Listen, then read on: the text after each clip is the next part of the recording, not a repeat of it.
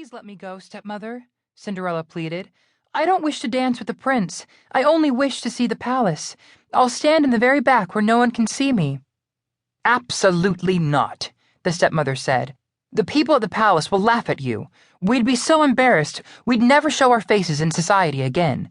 Trust me, Cinderella, I'm doing you a favor. And with that said, the stepmother and stepsisters climbed into the carriage and left for the ball. Cinderella fell to her knees and cried harder than she had ever cried before. Oh, mother and father, Cinderella prayed, please forgive me for being so upset.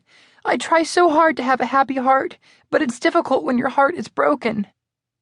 Suddenly, a gust of wind circled Cinderella, and an old woman appeared out of thin air. She wore sparkling robes and had a kind smile. She dried Cinderella's tears and stroked her hair.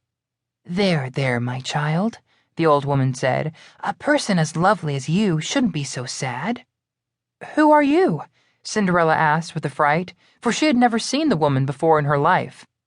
I'm your fairy godmother, the woman said. I'm here to help you. Out of all the people in the world, why would you help me? Cinderella asked. I've been watching you, my child, the fairy godmother said. You are kind to all, even when kindness isn't shown to you.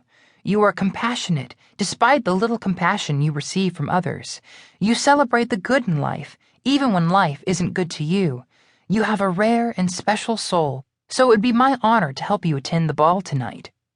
How can you help me? Cinderella asked. I'm filthy and have nothing to wear, and without a carriage, the ball will be over by the time I reach the palace on foot. Your circumstances seem bleak, I'm sure, the fairy godmother said, but it's nothing a little touch of magic can't cure. The fairy godmother retrieved a long crystal wand from inside her robes. She waved it at a pumpkin growing in the garden, and it magically transformed into a large golden carriage. The transformation frightened 6 tiny mice, and they scurried away. Oh, splendid, the fairy godmother said when she saw the mice. You'll need horses and someone to steer.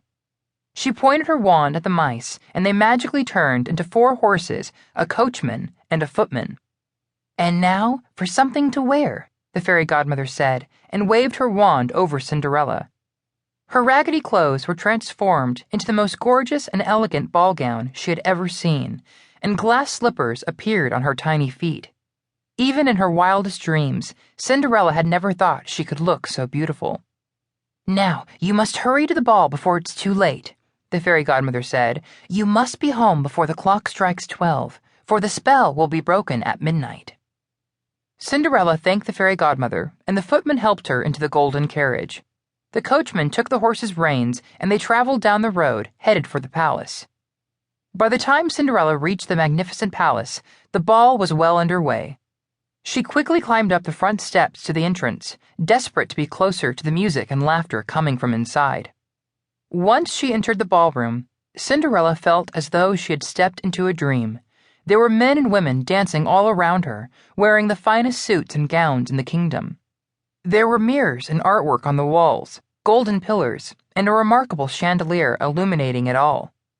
When the other people attending the ball saw Cinderella, the festivities came to a temporary halt. She was the most spectacular sight anyone had ever seen.